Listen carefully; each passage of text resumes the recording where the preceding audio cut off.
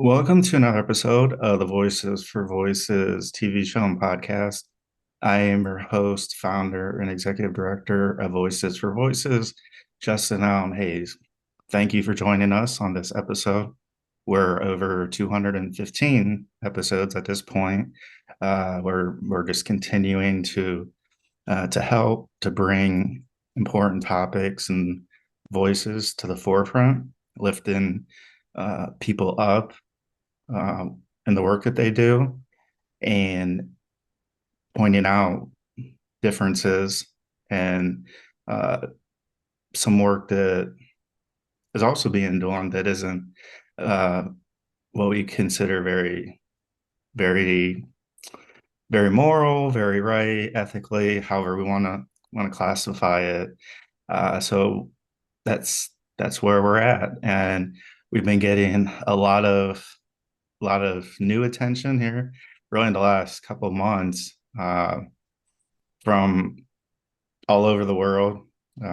608 cities now. Just check the analytics. 53 countries, and then obviously one of the countries here being the United States of America. And so, thank you for joining us. Whether this is your first episode or whether you've been with us for the whole ride. Check out our catalog, subscribe, share, give us a thumbs up. All that will help us reach more people and get closer to that goal of helping 3 billion people over the course of my lifetime and beyond. Uh, so this episode here is been looking forward to this because uh, I I like to learn. I like to learn. I said that twice. But really, just like to learn and hear about kind of new methods, new ways of doing things, and that's what this episode is going to be about. So we're bringing back guests we've had on several times, and this episode, our guest David Salmon is going to talk about speed writing, and so there's as we're finding with a lot of the creators that we're speaking with, everybody kind of has their maybe their own method to their madness. And one of the things that David is good at, not just the writing, but the speed in which he is able to do that, and still turn out quality work. I'm taken back to uh, growing up, and can't remember if it was first, second grade, but we used to have these timed math tests or math quizzes, and we would be getting scored not only based on how many questions we got right versus how many we got wrong, but also the time. And that's probably the first time I can cognitively remember how time was brought into kind of my life, and remember uh, trying to not only get the highest score I could, but once that kind of stopwatch went off, you turned over the quiz. I mean, it might have been five, looking back, five easy, addition, multiplication, division, have you, answers or questions to answer, but then also the time. Uh, and looking back, everybody does things differently. Some people takes a little bit longer. Some people little shorter to do that work. So, talking to David of this episode about speed writing and the obviously the quality of the work, because that's important for uh, readers, for listeners, for future projects, as he uh, shares those with uh, prospective people they're interested in working with him. So, David, thank you again for joining us on the Voices for Voices TV show and podcast. Always a blessing to be here. Thanks for having me. Yeah, absolutely. Yeah, so I thought we would maybe dive into kind of like kind of the tips and tricks, we'll call it, of your speed writing. How you learned that you were good at it, and how you've been able to really leverage that. Yeah. When I was about 7 years old, I disobeyed my mom, and as any kid does. Hmm. And so my mom had a punishment, and that was writing Ephesians 6:1 out. And that is, children, obey your parents in the Lord, for this is right. And I would have to write that out 100 times. Wow. I would master it to where I got so fast, I got it done in about 10 minutes. And then Wow. but I faked it, and I was like, oh, it's 2 hours. And I would just sit there. And finally she caught on and she goes, okay, 1,000 times now. Oh.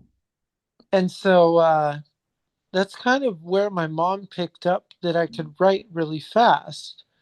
And of course, after I learned the Bible verse and my lessons, Mm. my mom went, hmm, this is kind of an interesting gift.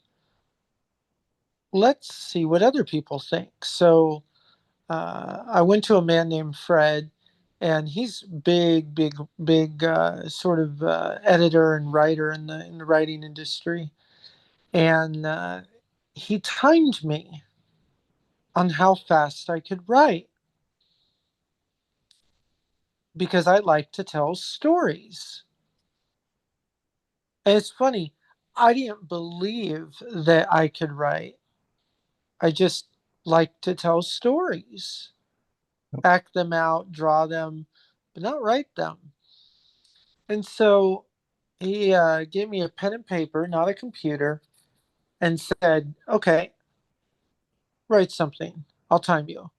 So he timed me for about 20 minutes, and 80 pages later, his mouth just dropped. Um, my mom helped me hone the craft to write that fast. And also, what's important when you speed write is you literally are writing out a movie playing in your head. And that is so important. So you don't know what you're going to get in the end. And that's kind of fun. That's kind of the fun part of speed writing. You really don't know what you're going to get. And it's just a movie and you're just watching it and it's just another medium instead of, popping in the DVD or turning the TV on or Netflix or streaming, whatever we do these days. Mhm. Um, you're writing the movie that you want to watch. And when you think of it that way, it's kind of easy to do. So, like yesterday and today, like, I just plopped down on my desk in my office and got a little paper out and got a pen and hit the timer. And yesterday we were at 50 pages in 3 hours. And so, speed writing also, um, I'll go to Barnes and Noble or a Christian bookstore, and I'll look at a book and I'll go, that's cool. I can do better. And then I'll want to do better. I'm not saying I'm the best, but I want to do better than that person. And then I push it out. And back in the day, 2014 was mom's golden years of me and her as a writing duo. Oh man, there was a book every 2 weeks from a famous author, and I had a deadline. It'd be through 2 hours on that, and then switch to screenplay for a TV show, and it'd be 2 hours on that. and then I would do school. Hmm. And it was fun. I got a lot done. um, I think Justin, you've actually seen some of the pilots and scripts that I wrote as Yeah, a kid. Um, and I I speed have wrote all of them. And so I got so fast where I go to Barnes and Noble and I also speed read. And that means I can read a page in like a minute and then basically memorize it. photographic memory. Yeah, Yeah. I'll let's see. You want me to read this real quick? This one is sure. we'll read this one. So I wrote this and I wrote this in record time. Jake was close to finding his target. He felt his blood pressure ramp up with every firm step he took in the muddy ground. He could tell they were not too far, but still a little distance away, and trying to keep up the pace in the caked mud with piles of snow made it very hard to lose his balance sometimes. He looked down on the ground and studied it with his cybernetic eye, pointing out the frequency and volume of blood they were leaving behind, which also told the story of how badly wounded they were also. So I wrote that, I put a timer on and I wrote that part in less than 20 seconds. Wow. And so I was like floored. And that's how you speed write.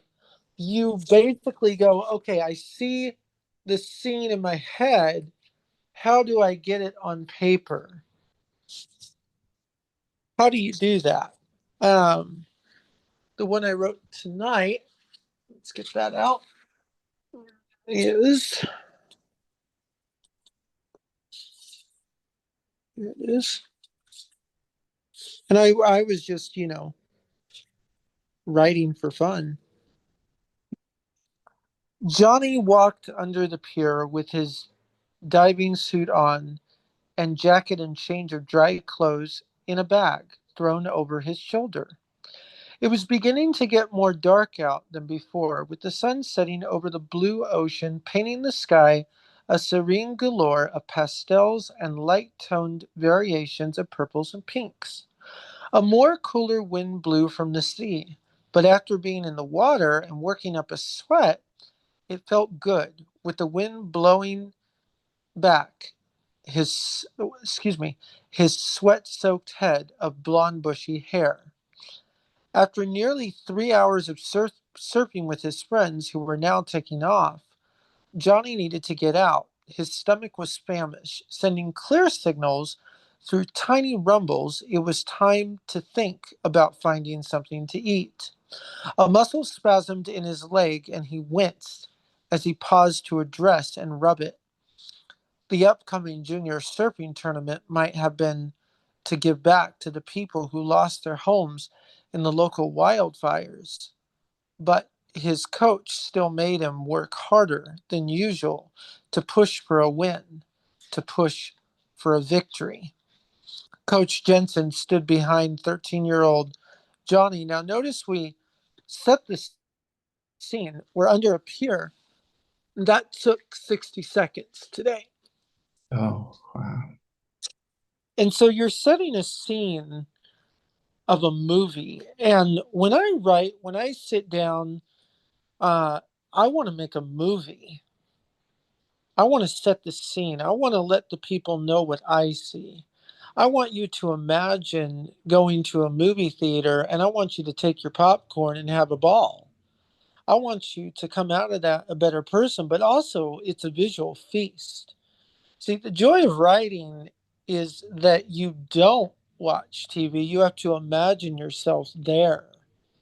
And that's what's so powerful about writing compared to TV or visual is that you're there. Now, comic books are a little like that too, in that you imagine you're the character sometimes, and that does happen.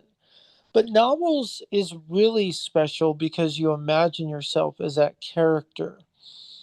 And that's why first person is my favorite, because it's I did this and they did that. And that just comes easy. And so third person I really do not like writing, but I find myself writing it now. And so like when I go on Amazon or when I go to a bookstore, I'll see a book and I'll open it up and I'll memorize the way it's written, the lyrics going, he said, she said, that looked like this, the sun looked like that. And I'll memorize what worked for that author and what sounded terrible. And then I'll copy it in my own way and make it unique. I'll give you an example. Let's see, off the top of my head, Smallville. Clark moved with speed as the raindrops hit his red coat. He took a breath and felt the cold hit his lungs. He sighed. Something wasn't right. Something was wrong. And then it happened. The ground shook beneath him, his worst fears coming true. And, that's just, off the top of my head, you're setting the scene. But I took what worked from a TV show that I worked in to other novels, and you're looking at how to describe things that sound good, but you're also looking at what other people relate to. Not he said, she said, that's boring. So kick that, kill that. And so when you speed write, you just want to describe everything you can so that your audience is watching the movie and they have that visual feast so that they can be a part of the movie. I don't want to be sitting here, having a movie and not knowing what color the walls are. I want to know what color the walls are, but I don't want to know all the decorations on the wall in the room unless they matter to the story. That's up to the reader to find out. And so that's important too. Some writers get so hung up on novels that they spend 47 pages in one chapter. It doesn't work. So, like there's one writer I know, and his prologue was 35 pages. A Eh, lot. You would think a lot would have happened in 35 pages. Nothing happened in 35 Mm, pages. He got off his horse, he killed the dragon, he ran. But we mm. had to spend 35 pages talking about the different sounds of the crickets and the geese and the dragon and the scales and the reflection. And sometimes that works for high fantasy. But for a reader, especially now with attention spans, you want to move the pace, you want to tell the story. Um, One thing that makes me unique that a lot of people crucify me over is I'm a screenplay writer and I'm a novel writer. Right. So I grew up writing movies and TV shows first. So I'm a dialogue person. A lot of people that write novels hate dialogue, and I'm the opposite.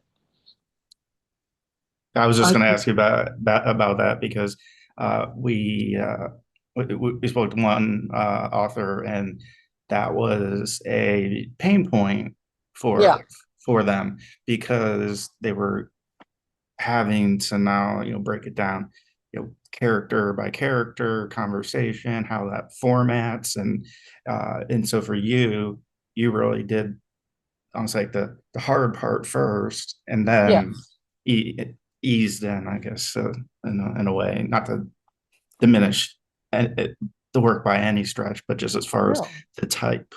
yes. And so like when I want to create a show and then make it a novel, which is what I do, I always act it out. So I will act out the characters, the dialogue, the monologue. I'll become the character. I'll get to know the character, what they're going to wear, what their favorite food is, how are they walking, what accent do they have, do they like this person, do they like that person, what are their dislikes, you know, and then you set the mood. What does the room look like when this character walks in? Is there a fireplace? Is it raining? Is it snowing? What season are we in? And it's a visual feast when you're acting it out because you imagine everything. But then it's quite something else when you put that to paper and go, okay, well, nobody else can see what I see. So, how do I put that into words that materialize into something beautiful and complex and picturesque? And that is the beauty of what God has given me the ability to do. And screenplaying, I really excel at because you don't have to describe a lot. You can just do dialogue. You describe a little bit. But when I got into novels, I learned that, oh, it's not that different. You're just telling what's around the characters. A lot of a lot of people got hung up when I was doing Smallville and other shows. They said, "Well, you can't write a novel based on an episode." Well, why can't you? It's the same thing. I mean, I'll give you an example. Lex Luthor is walking up to Clark in the screenplay. Lex turns left, looks at Clark, and sees that he still has feelings for Lana. He's disappointed. He mouths a cuss word and then walks out. Clark goes after him and confronts him. Okay, that's the screenplay. How do you do that? It's not that much different.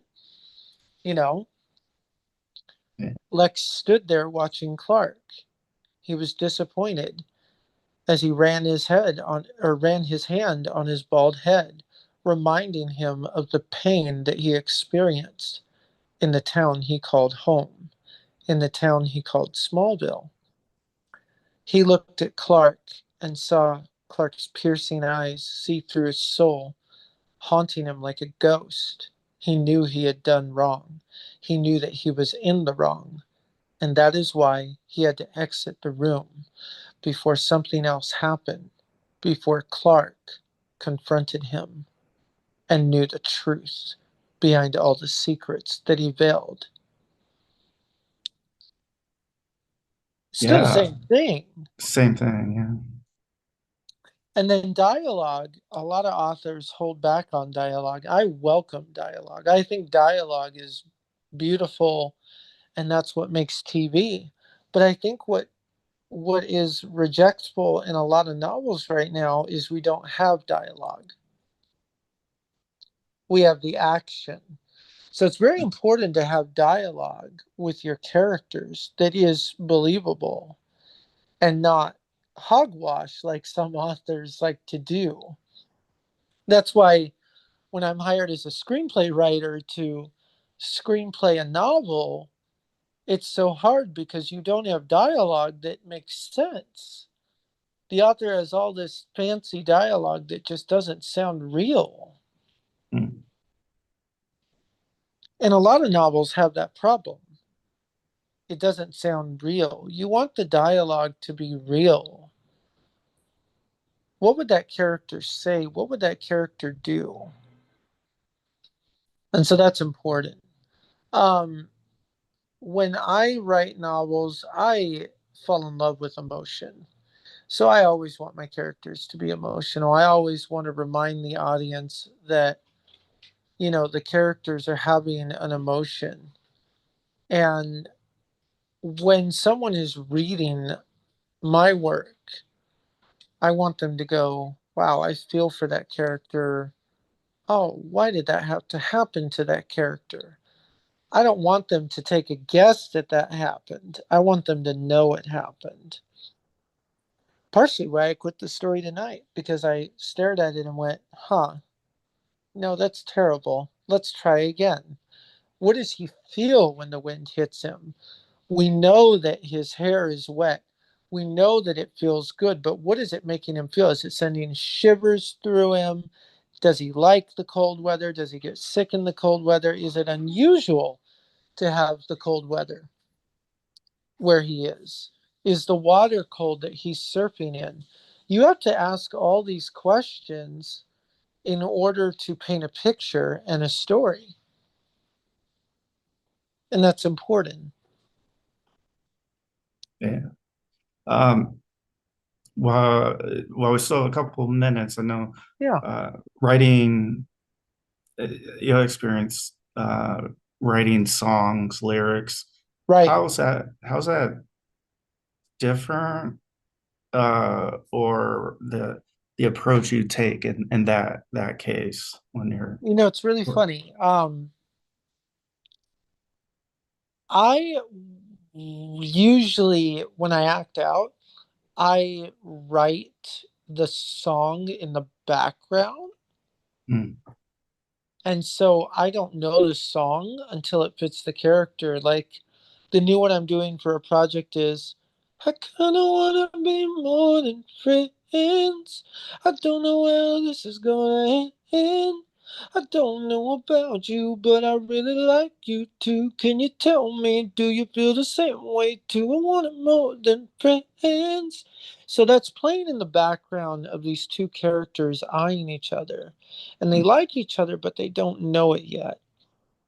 And, they kind of want to be more than friends. That's just an example of, what do you do in that moment? Or another one is called I Ghosted You, where I literally was acting out this scene for this pilot I'm doing.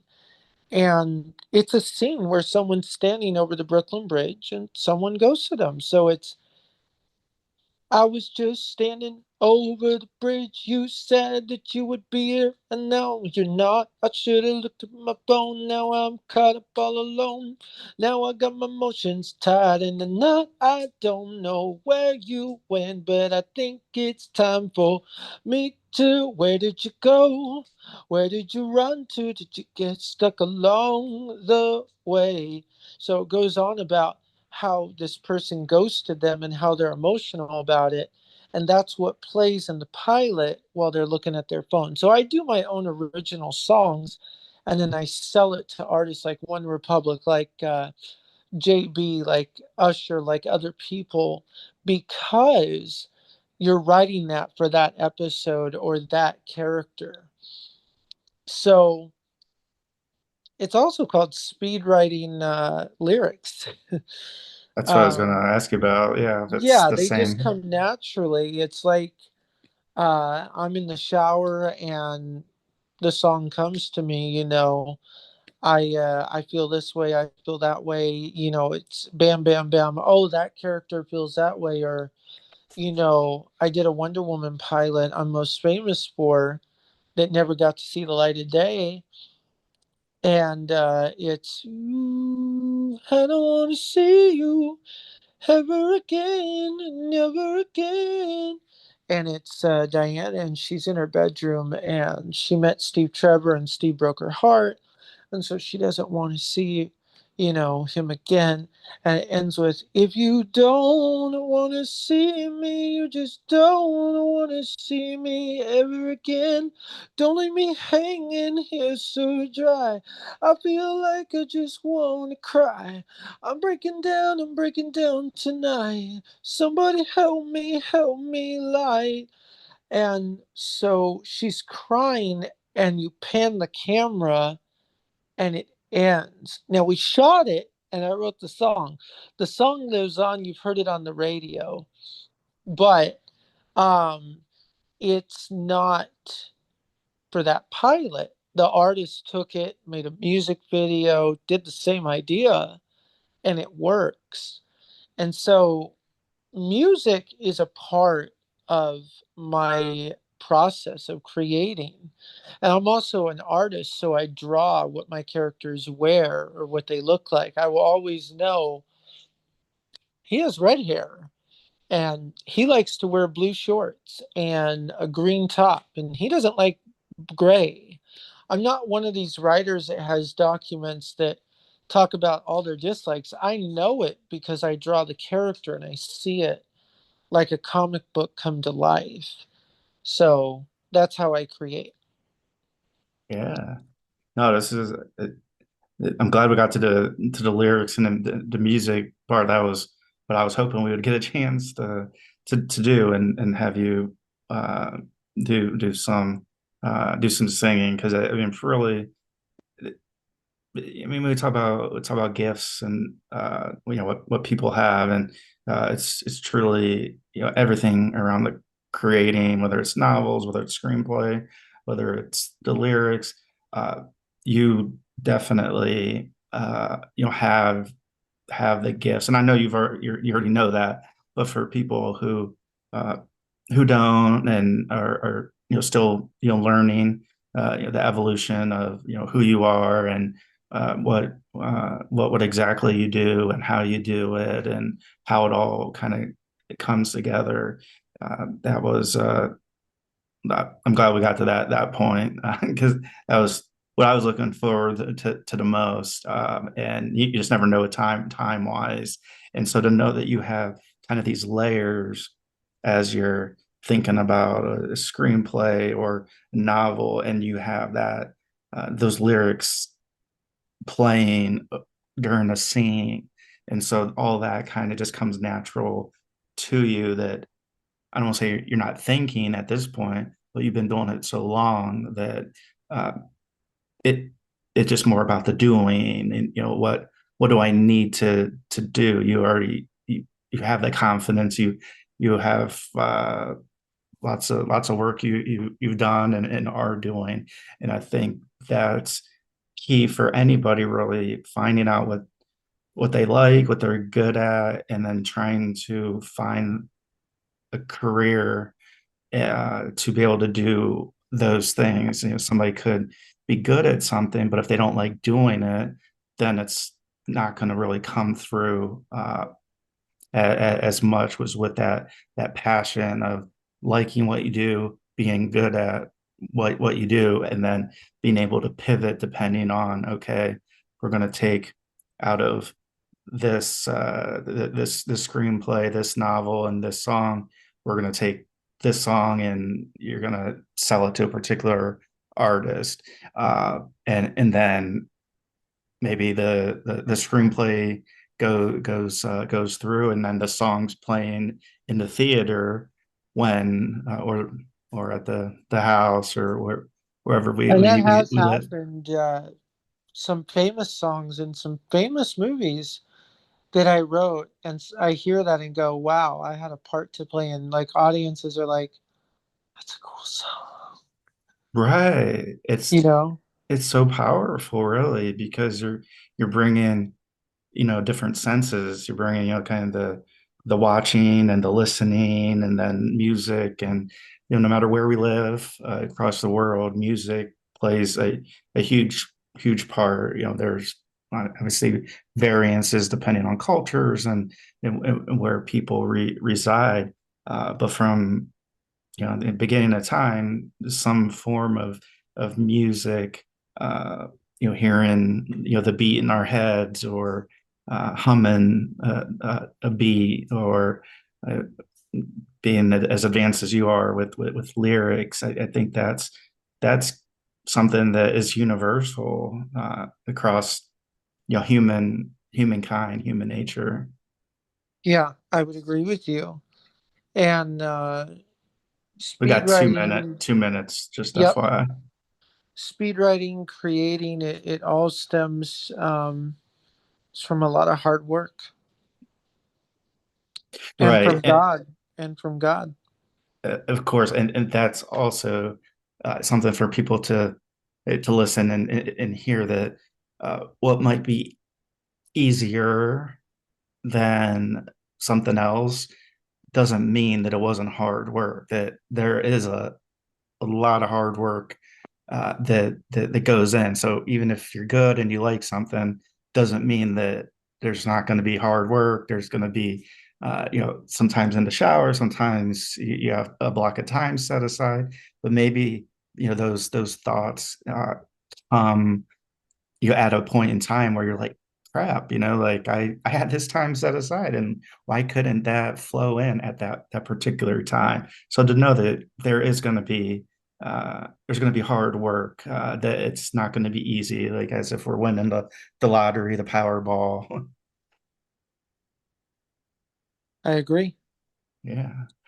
Well, thank you for again, I mean, I said every time, but being so transparent and going through the different layers, the screenplay, novels, music, lyrics, the process, going through speed writing, how you learned, uh, how to do it, and that's something that you do current to this day. And so if somebody's out there listening and watching, uh,